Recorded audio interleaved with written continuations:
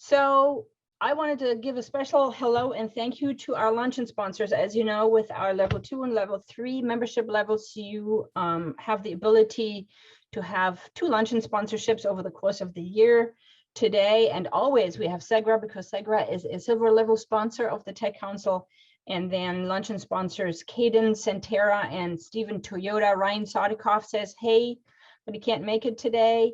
And we're going to hear for a minute or so from each Joshua, Mike, and Thomas in that order. So Joshua, if you don't mind kicking us off with some hellos from Segra, I'd appreciate that. Hello from Segra. See, you stole my thunder.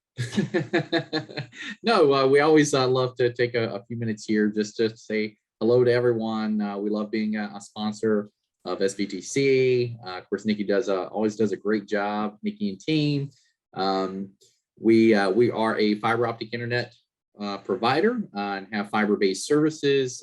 If there are any interest or needs that we can help out with, we seem to be in everybody's back door one way or the other. But if we're not, and there's some interest or anything else that we can help on the customer support side, by all means, let me know. We are happy to take care of you. Thanks, Nikki.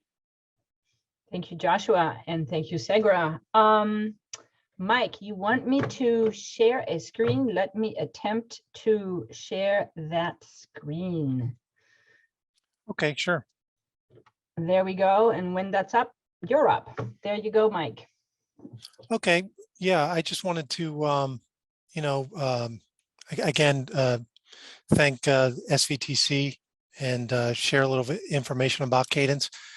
Cadence is a medical and industrial device manufacturer. It's been in the Valley, founded in the Valley about 1985. So we've been around in the Valley for quite a while. We now have plants in 5 locations: Wisconsin, Rhode Island, Pennsylvania, Connecticut, and headquartered here in Virginia, in Stanton. We are hiring. What I wanted to share was, and SVTC has been a great, a partner in a lot of Cadence's endeavors. So what I'd like to share is that, just like everybody else, we're having a difficult time filling positions right now. And while we don't have any IT positions per se, we have a lot of technical, manufacturing, and supervisory, technical supervisory positions available. While the website only shows a number, I think it's 4 open positions, we actually have about 20 open positions right now that they're in various phases of recruitment. So if you can get the word out in technical manufacturing interest, schools, colleges, wherever, we can certainly use the help getting these positions filled. So very good. Yes, as same with others. So wow, everybody is interested in hiring people. The great job changing is on, so I'll keep my fingers crossed. Happy to get the word out. And one more time, if you're a SVTC member, or if you're not an SVTC member, if you have a technology job that you would like to post, we do that on our website and in our newsletter. So send us your open positions. We will post them on our website. And sometimes, because you also participate in a local Slack conversation, people hear about things and then that gets posted. So participating in the local Rocktown Tech Slack channel is also a good thing, because jobs get talked about in that channel as well. So that is also another good resource. And the next person to talk is Thomas with Sentara. Good afternoon, everyone. Don't want to take up a lot of time. If you've been around Virginia any time, you've probably heard of Sentara. Sentara is, I think, started in 1893. We're about 130 years old, starting down in Norfolk, Virginia. We have grown to 12 hospitals in Virginia and northern North Carolina. We have a level 1 trauma center, of course, the heart hospital, cancer centers, cardiovascular institutes, partnerships with UMS. We have an air ambulance and the Nightingale Air Ambulance helicopter. We have home and hospice. We have insurance companies in Optima and Virginia Premier. We have about 29,000 employees across Virginia and Northern North Carolina. RMH, I think, began as Rockingham Memorial Hospital back in 1912. And we partnered with not only RMH, but Martha Jefferson a few years back to fully integrate into the Sentara family. Sentara really is just that, is a group of hospitals that have integrated over time, starting with one and then two, and then we've grown over time here and look to continue to grow and provide services, serving the communities throughout Virginia. I'm glad to be a partner with the Technology Council, and very excited to have Dan today, who represents our security side of the house here at Sentara IT for the company. Oh, good. Yes, for the whole one. All right. Thank you very much. A word from me. As you know, or many of you know, I start in January and then we conclude this in May, the season of Tech Night, which basically sees me throw everything else away. Not quite, but almost. You know, we continue to have luncheons, we continue to function, but I train my focus on preparing for Tech Night. That means that in February, until mid-February to mid-March, there's a 4-week nomination season, typically starts around the 15th or so of the month, where we are looking for nominations in 8 categories. There are 8 sponsors, 8 award categories. By the way, the sponsors, typically, most of the awards are spoken for. Sometimes there is perhaps the opportunity that 1, sometimes 2 of the award categories, the sponsor doesn't sign up from the previous year, but that is rare because you get naming opportunities. And you get to name the award, right? It has an award name, but then you get to put your company or organization's name in front of it, so you name the award. So if anybody is interested in high-level visibility, talk to me so that I can put you on my waiting list in case an award category becomes available. So the nomination season for those happens from the mid-February to mid-March. You will hear all about it when you read our newsletter, and you hear me talk about it at luncheons, of course. But what I really wanted to say today is sometimes there is a category or two that is not super easy to get nominees for. And so I would love to suggest later on that, for example, the high-tech leadership is oftentimes not easy to find a large field of nominees because it is such a special high-level position. It is not somebody who just started their career in technology last year. It is a regional, overarching person who has been in technology that has a regional impact. So we don't have 50 of them floating around in the area. So it requires a little bit of thinking and identifying who they are. And then you have to talk to them and say, I am considering you have quite a body of work to what you have done. Can I nominate you? So it requires a little bit of cooperation between the two. So if you come across in the next couple of weeks, somebody you think, wow, that guy has stature, or person, right? Female as well.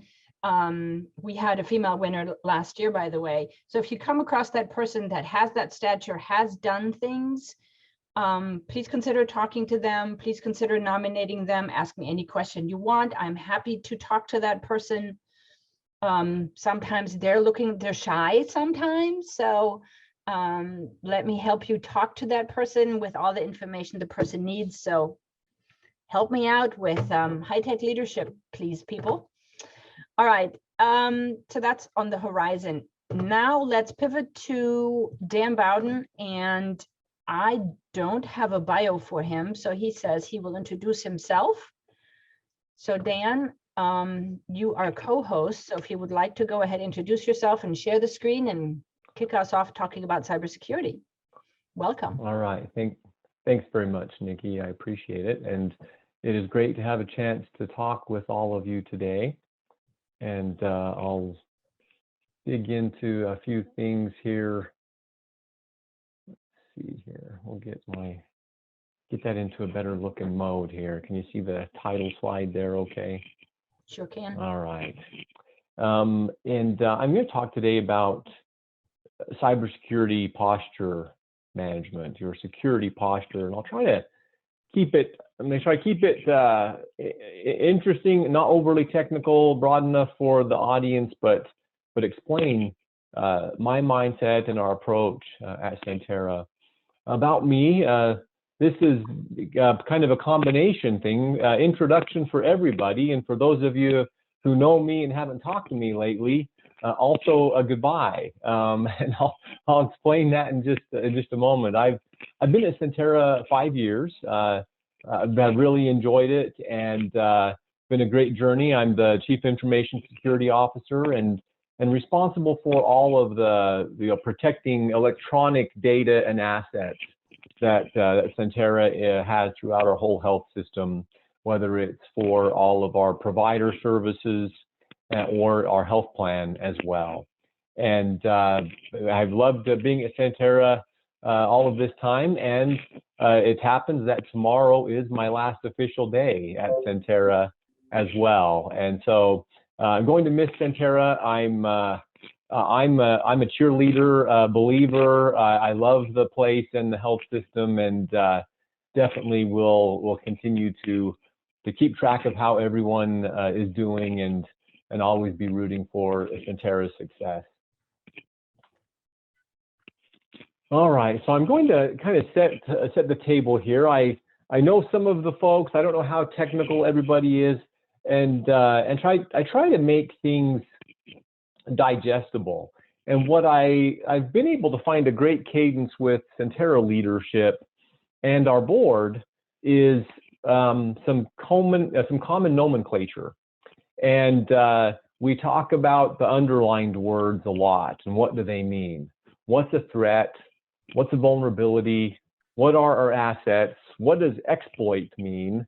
And then what's the impact? And when we talk all those things together, we inevitably come to some sort of a risk tolerance, which is a subjective feeling in response to risk.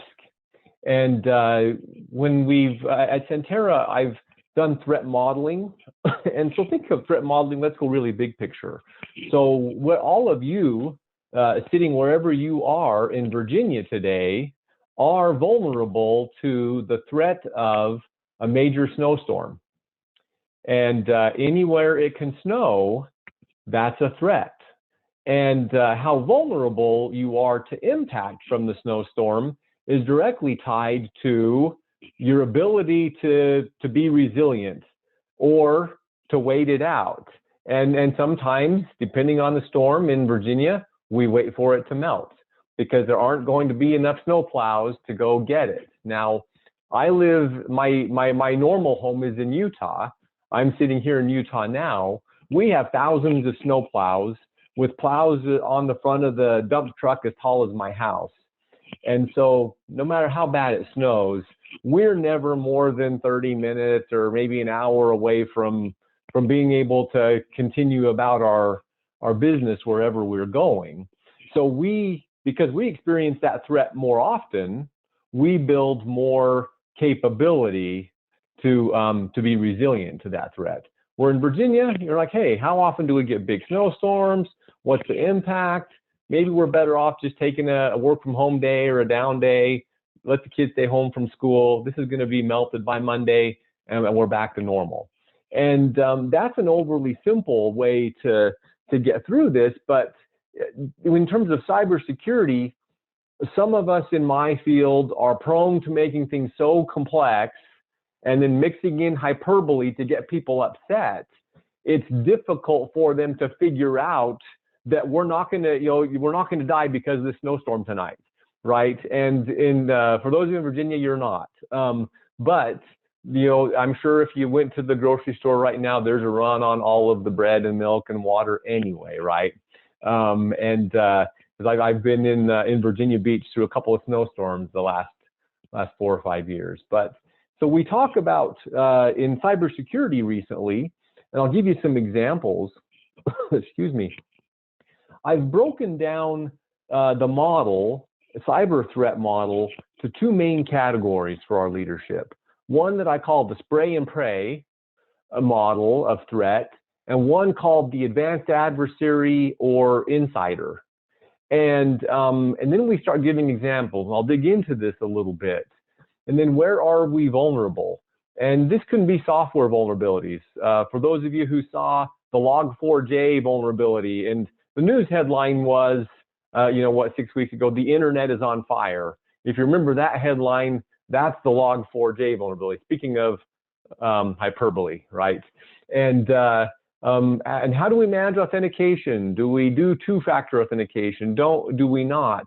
Governance sometimes is a vulnerability if we have a lot of unmanaged assets or part of our health system.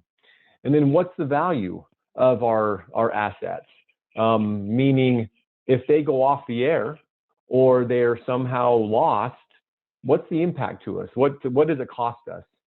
And then I ask you, is there an exploit path between a known threat, the bad actor, the spray and pray threat, or the advanced adversary, and these vulnerabilities?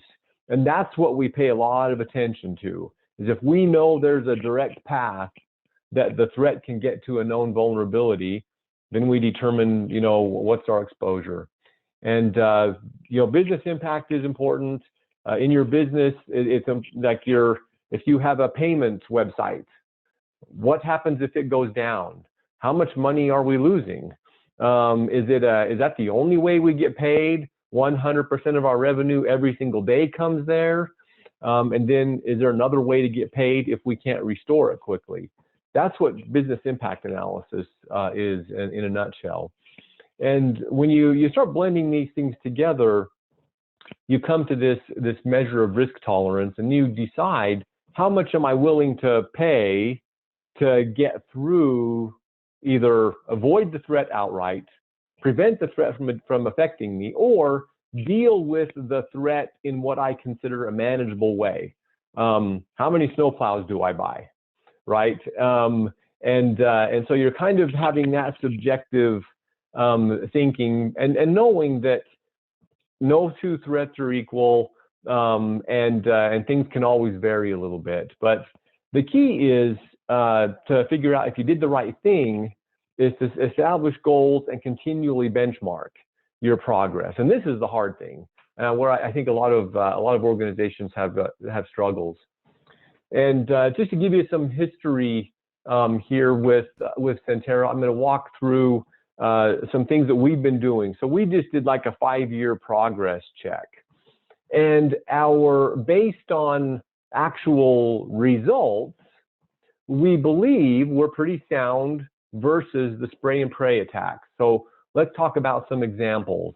If you remember the Colonial Pipeline outage, if you remember the SolarWinds outage, what these were is a bad actor group, our evil or dark side. They kept studying software that they knew was used at a great scale by many or most organizations who connect to the internet, and they discovered a vulnerability that hadn't been previously discovered.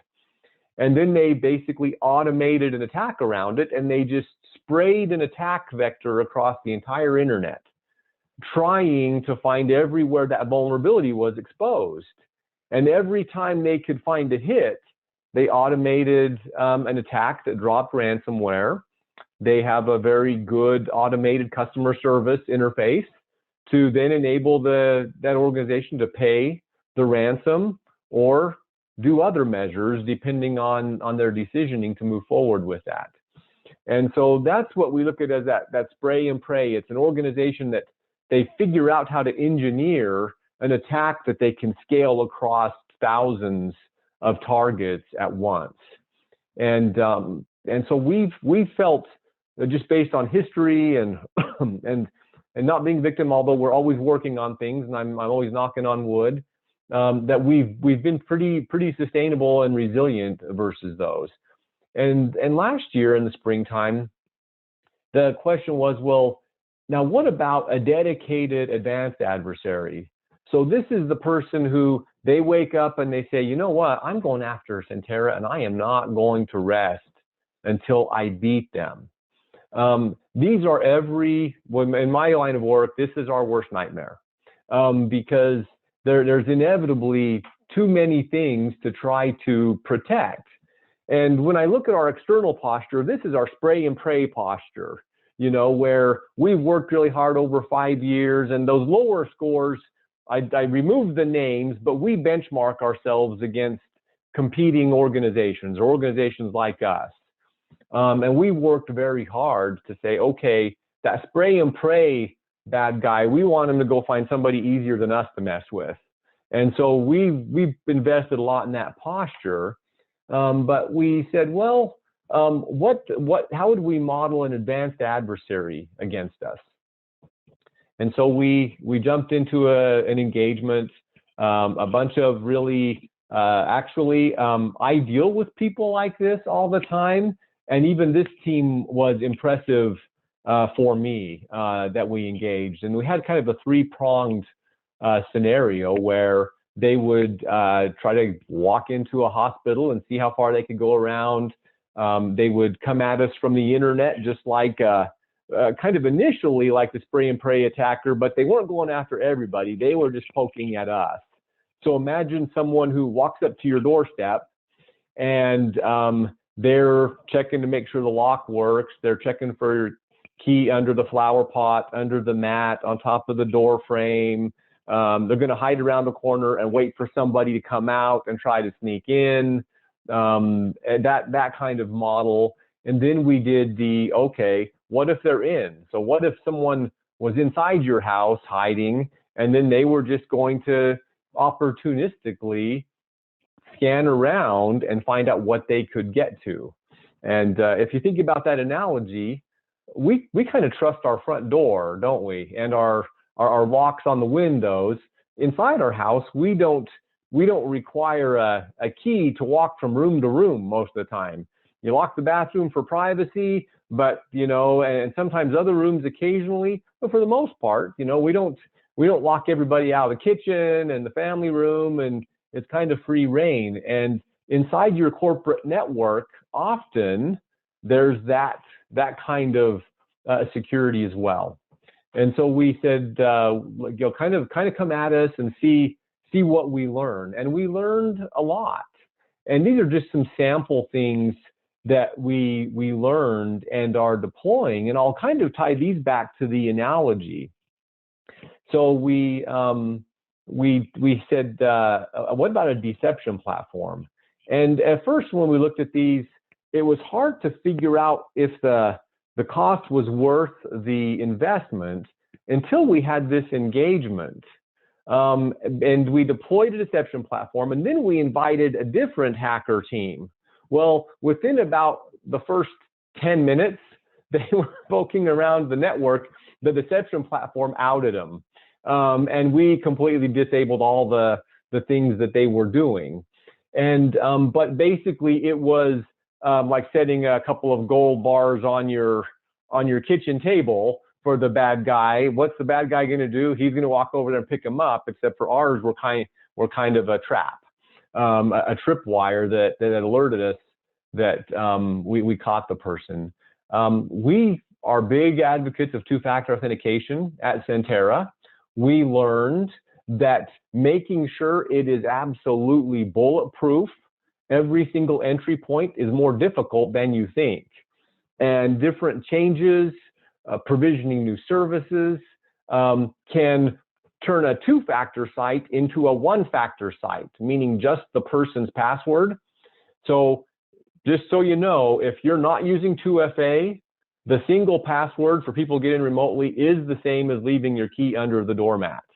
It's exactly the same. And for an advanced adversary, they will get your people's passwords.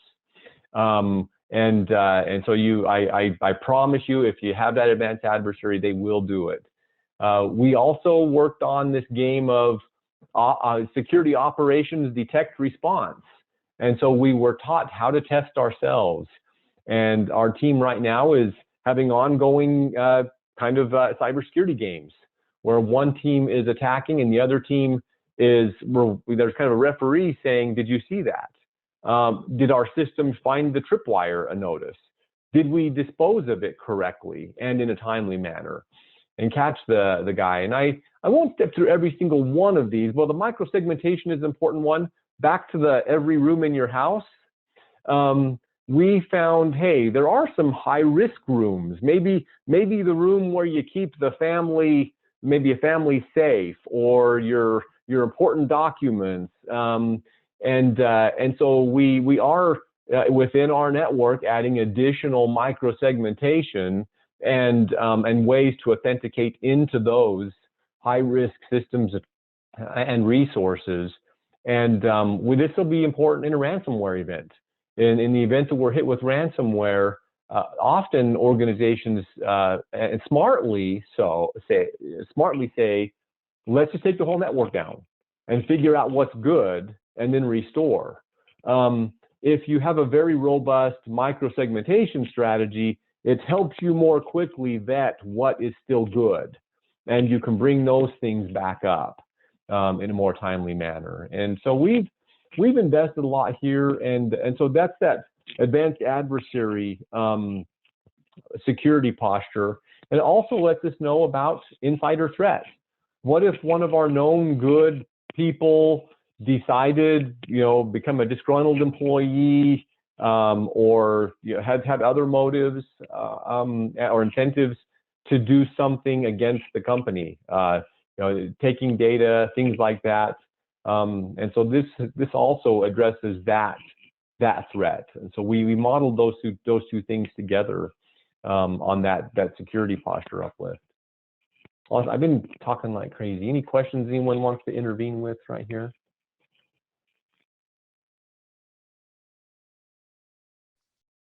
Yeah, Dan, I have a couple for you. Yeah. You're talking about the micro segmentation of your high risk systems. And I guess I've had some philosophical discussions with my peer network. Cybersecurity as a whole, is kind of, I guess as we described it, has become kind of meaningless and outside of the cyber circle, right? So being able to get other IT folks to understand what cyber is, and even beyond, from your perspective, your consumer, on what you're doing from a cyber perspective. But I guess what we have kind of started to lean towards is going into cyber resilience from a nomenclature standpoint instead of cybersecurity, because that's really what we want to do, right? But whatever our systems are, we want to keep them up and available and intact. And you kind of talked about BIAs a little earlier. I don't know from what your experience has been in your career, but I know from my aspect, a lot of companies just don't do the BIA homework to realize where their threats or whether their real risk is. So I don't know what you've seen outside of the Sentara world. No, it's a good question, and it really, the wake-up call for me probably came in my previous CISO role. And I tell the story how a flood in Chennai, India, turned into a cybersecurity incident in Salt Lake City, Utah. And people are like, okay, how in the heck did that happen? And but it really was a question of business impact assessments, in this case, versus a natural threat, meaning monsoon season, in the, you know, the Bengali coast of India, and a flood, and then how we responded to quickly recovering services there. And this is when I was at University of Utah Healthcare, and the facility in question, it happened to be at the time doing all of our hospital and physician billing work for revenue cycle. So when the flood took that building down, our revenue cycle days just kept incrementing. We went from whatever we were to +1 every single day. We just stopped taking revenue until that was resolved. And so you can imagine our business was beating them up until they restored. And then in the restoral process, the management team there did a bunch of things that were concerning to us, and we ended up having a big discussion. And a month or two later, Dan was on an airplane to India for a site assessment. But to your point of business impact, it's a discussion about, if this service is stopped, what happens to us? And then what are our options to either prevent that from happening again? So University of Utah, we went to our vendor and said, hey, you have offices in Delhi, which in India is a huge country. Delhi is a long ways away from Chennai. Can we split up our services?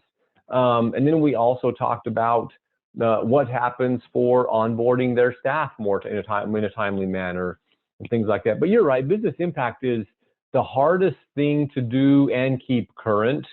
And it's easily, I don't want to say ignored, it's just difficult for organizations to find the people who really live for doing that, and understand and want to be able to describe what the impact from a natural threat is, from a cyber threat is, and so on. And then talk about the different failure scenarios and what they mean. And then in terms of resilience, you know, what do we determine resilience to be? Is there an appropriate degraded state? Is there a backup state? Or do we just do things manually? And it varies from organization to organization about how they do that. But no, you have a great point there, and that's a whole nother, you know, we could have probably a 2-hour discussion about that as well. Thank you, sir. Very good.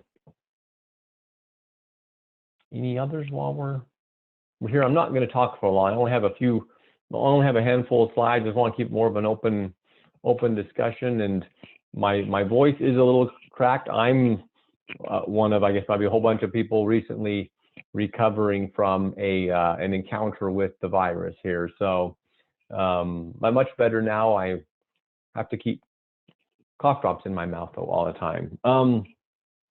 In summary, I mean, this is the slide what we started with, but how I want to close with this is within your organization, it's good, and anybody can do some of this work. You don't have to be a cybersecurity person. You really can just be an analytical person, and you can start by making a threat template. And for Sentara, we talk about natural threats. Well, on the East Coast of the United States, significantly more south of us, but right where we are, a hurricane is a notable natural threat. And so that's one that we list.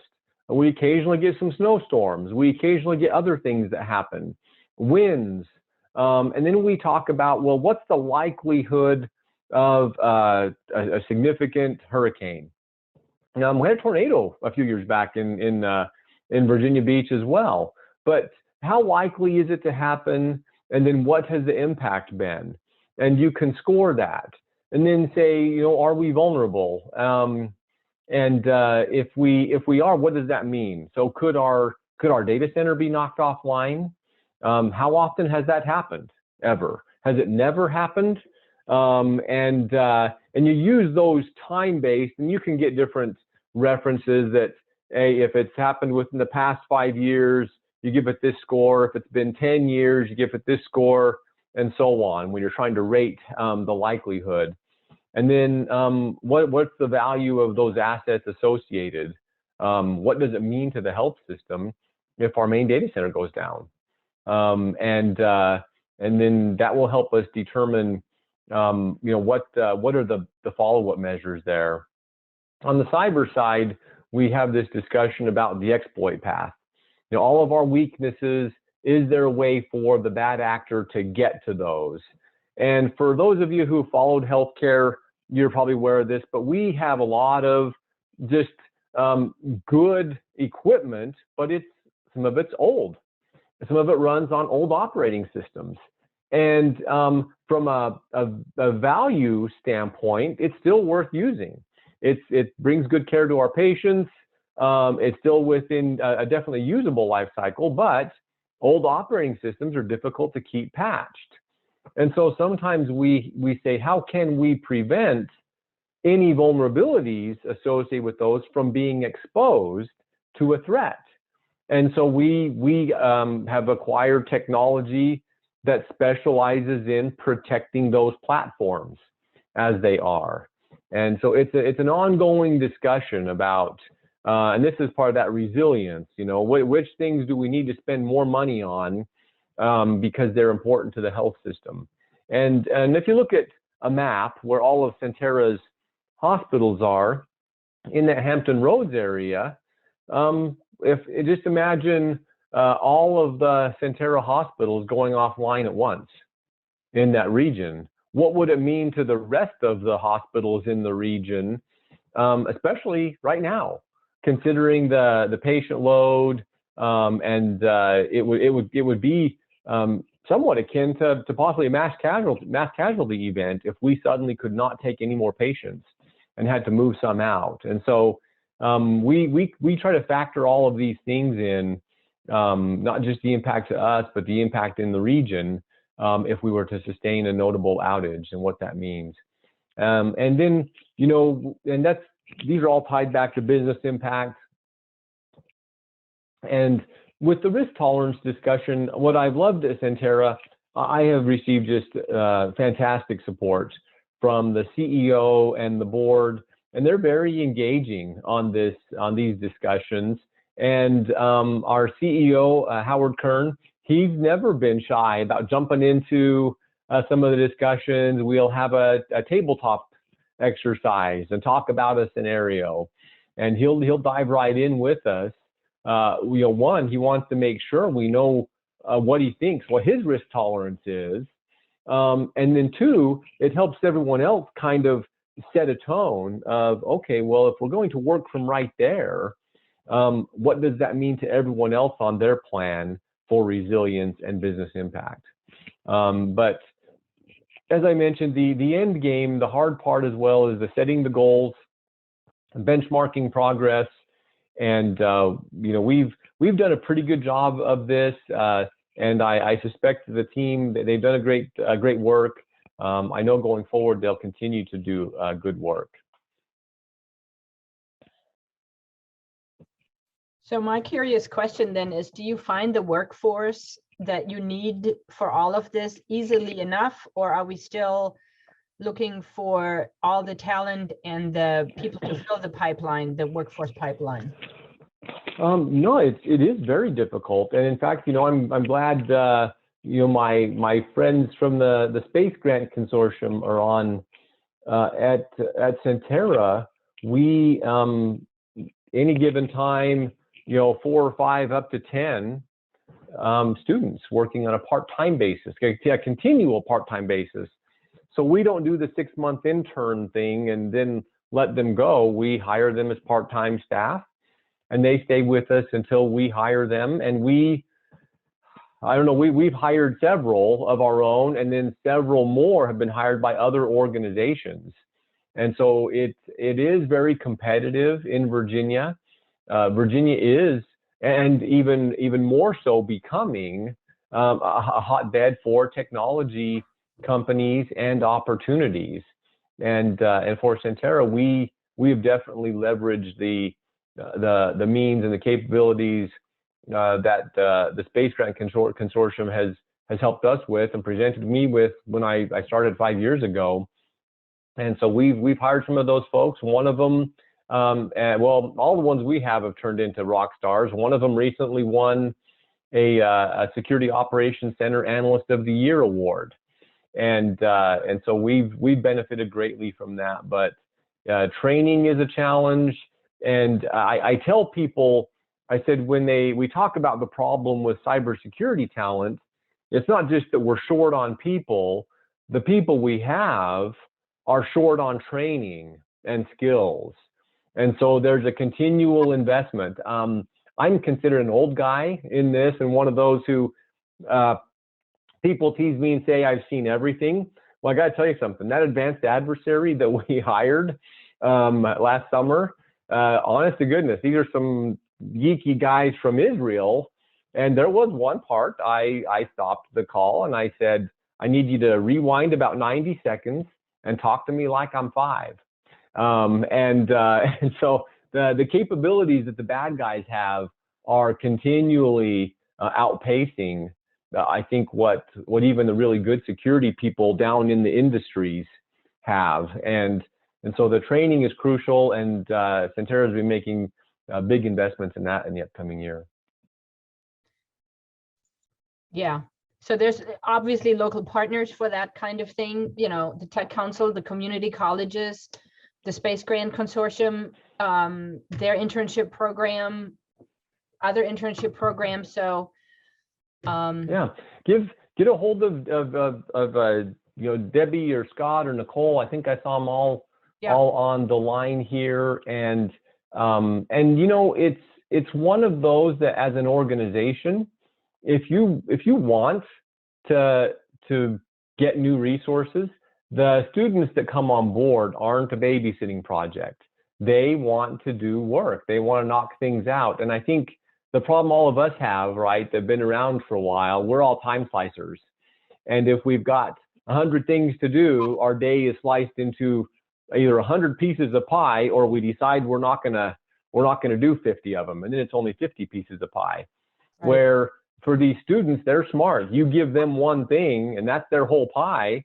They knock that thing out in a couple of weeks. Yeah. And I would say almost doesn't matter how difficult it is. You give them a little bit of insight and some time and coaching, they do it and they go on to the next thing. And it helps all the rest of your team immensely. Can't say enough good things for that program. So locally, we have the Blue Ridge Community Colleges. They have a cyber grant, and Dan O'Brien educates them as well. So the pipeline, I think, here in the Valley is pretty good. So anyway, that was the workforce question. Anyone else have other questions? I've got one more for you, Dan, from the cyber risk and insurance aspect of things. You know, I've run into a lot of leadership that, you know, they kind of look at the risk and they mitigate it or avoid it through insurance. What's kind of your take, not necessarily from Sentara, but from your CISO background on, and, you know, especially as ransomware picks up and, you know, that affects us personally and professionally, right? On the benefits or drawbacks of CRI. Yeah, it's interesting. I think with insurance, it's the claim that's made after the accident, right? And before 2022, the insurance companies didn't know how underpriced it was. They learned though, and so Sentara, even though, so we're in the group of good drivers. Let's compare it to car insurance. We're in the group of good drivers, didn't have any significant, you know, accidents or fender benders, and our premiums doubled. Those companies I've talked to where they did have security incidents, they're 6 to 10 times on their premiums, and so it. And I think the insurance companies now are starting to figure out more accurate actuarial models. Their questionnaires are becoming more advanced, and they're trying to actually start plotting out the skill sets of the leaders and plotting out the tools and platforms that are being used to say, hey, the organizations that tend to have good driving records, this is what they look like, you know, in terms of the background of their people and the types of tools they have deployed. The places that keep having car crashes, this is what they look like, and what they're doing. But it's going to evolve. But 2021, 22 was definitely you know, a re-benchmarking year for the cybersecurity insurance companies out there, and it's challenging. You know, it's important. Sentara, you know, we don't want to get beat. What I love about our leadership is their risk tolerance is we don't want to get beat. We don't want to be on the news talking about this. But they're trying to be responsible drivers, and we pay for the cyber insurance anyway. And so they invest on both sides, you know, trying to help the organization drive the car well and keep it performing well. And then at the same time, we'll pay comprehensive rates while we need to. But to your point, I don't know what the tipping point is, but some companies have elected to drop out and kind of try to self-fund a pool, kind of a rainy day fund in the event that they have a problem. But the downside, I think the short-sightedness in that, if you have a lot of consumers and there's a whole, like say 50 state diversity in that group of consumers, just the notification expenses could be eye-watering for an organization that in ways they may not expect. But no, it's a tough one. The last, 21, 22 definitely was a reset on how everything is rated and what the premiums are.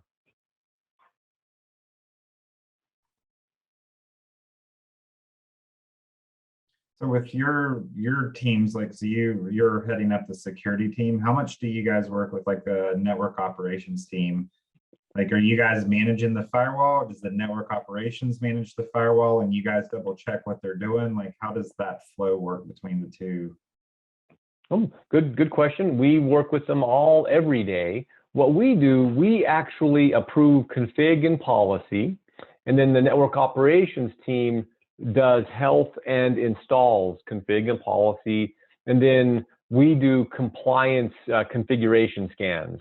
So we'll scan the firewall and then we'll check policy updates, and some of those are just for good hygiene, and then there are some that the firewall is actually associated with a contractual obligation that we have to report on. So I'm one of the CISOs that I don't like to get too tangled up in operations. I like having a good peer on the infrastructure team to let them do health and operations, and then we do, and it's a good segregation of duties as well, is managing it from that front.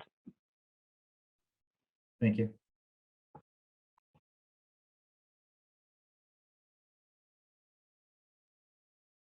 All right. Well, thank you for your time today. It was great to talk with you all, and those I've known. Hope to see you again. Hope and we'll look forward to any time our paths cross again in the future.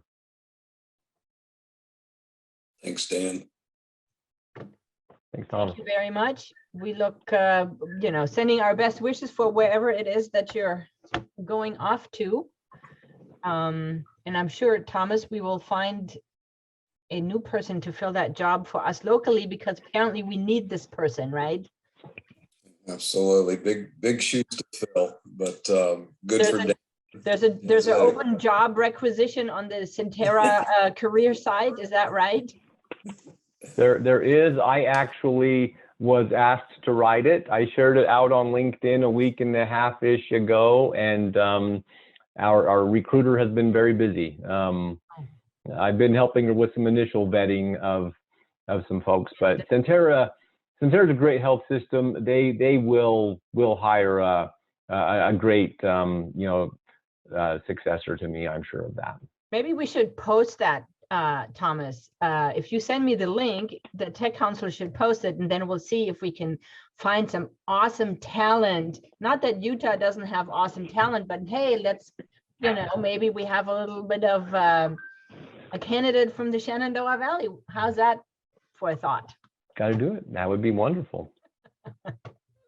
But apparently remote working is also okay, right? So the other half of my heart goes, I really like that remote working is a thing. As we talked about earlier at the beginning of our luncheon today, remote working policies and categorization of who can work remote and who can't and all of that stuff. So thank you very much for your time today. Thank you everybody for being here today. We are currently working on our February luncheon. I don't want to give it away yet because it's not set in stone, but we're working on that. And you will, of course, hear from me about Tech Night. And thank you for reading the newsletter every Friday. So that concludes, unless anybody has any last questions, right just before 1 p.m., right on time. And we'll see if we can, meet in person or have a hybrid luncheon next month. We'll see how that goes. Got to stay flexible. So thank you very much. And I will see you all, hopefully not too long from today. Bye, everybody.